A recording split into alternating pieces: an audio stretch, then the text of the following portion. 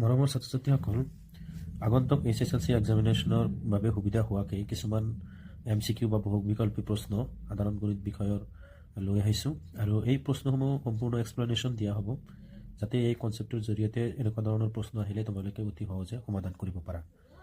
চাহাচোন আজিৰ প্ৰশ্নটো চাওঁ। আজিৰ প্ৰশ্নটো হ'ল, যদি x, x+3, x+6, x+9 আৰু x+12ৰ মাধ্য বা গড় 10 হ'লে এক্সৰ মান উলিয়াব লাগে। চ' ইয়াতে আমাৰ কেইটা পদ দিছে? 5টা পদ দিছে। এক্স দিছে, x+3, x+6, x+9 আৰু x+12ৰ। ইয়াৰ গড় বা মাধ্য কিমান দিয়া আছে? 10 দিয়া আছে। চ' এক্সৰ মান উলিয়াব লাগে। যদি আমি ইয়াক সমাধান কৰোঁ তেনেহ'লে সমাধানটো কেনেকুৱা হ'ব? কেইবাটা অপশ্যন দিয়া আছে, ইয়াৰ ভিতৰত এনচাৰটো আমি পাই যাম।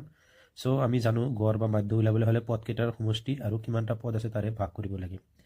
চ' পদকেইটা কি আছিল? এটা এক্স আছিল, প্লাছ কি পাম আমি? x+3 পাম, প্লাছ হ'ল x+6 প্লাছ x+9 প্লাছ হ'ব আমাৰ x+12। চ' সম্পূৰ্ণ পদ কেইটা আছিল আমাৰ? 5টা। চ' ডেট ইকুৱেল টু কিমান দিয়া আছে? আমাৰ 10 দিয়া আছে। চ' ডেট ইমপ্লাইজ আমি পাম, যদি আমি চাওঁ ইয়াতে এক্স কেইটা আছে, চবে জোক আছে যিহেতু আমি ব্ৰেকেটটো উঠাই দিলে আমি এনেকুৱা ধৰণৰ পাই যাম।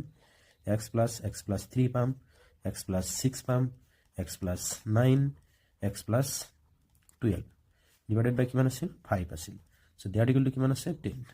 চ' ডেট ইমপ্লাইজ আমি পাম টোটেল এক্স আছে ইয়াতে 5 টাইমছ এক্স আছে। চ' 5x হ'ব, প্লাছ কিমান হ'ব? 3 + 6 9, 9 + 9 18, 18 + 12 ডেট ইকুৱেল টু 30। ইকুৱেল টু এইটো যদি ক্ৰছ কৰি দিওঁ দেন কি পাম আমি? 5 × 10 পাম। চ' ডেট ইমপ্লাইজ হ'ব আমাৰ 5x ইকুৱেল টু পাম আমি 50 মাইনাছ, এইটো পূৰণ কৰিলে 50 হ'ব, 50 মাইনাছ কিমান পাম? 30। So' that implies x equal to আমি পাম 20 ডিভাইডেড বাই 5 ইকুৱেল টু কিমান হ'ব? 4। অৰ্থাৎ এক্সৰ মান কিমান আছিল? 4। উত্তৰটো হ'ব 4, অৰ্থাৎ অপশ্যন নম্বৰ বি। চ' এনেকুৱা ধৰণৰ প্ৰশ্ন যদি তোমালোকে বিচাৰা বা এক্সপ্লেনেশ্যন সহকাৰে তেনেহ'লে আমাৰ এই চেনেলটো ফ'ল' কৰি ৰাখিবা, নিশ্চয় পাই যাবা। ধন্যবাদ।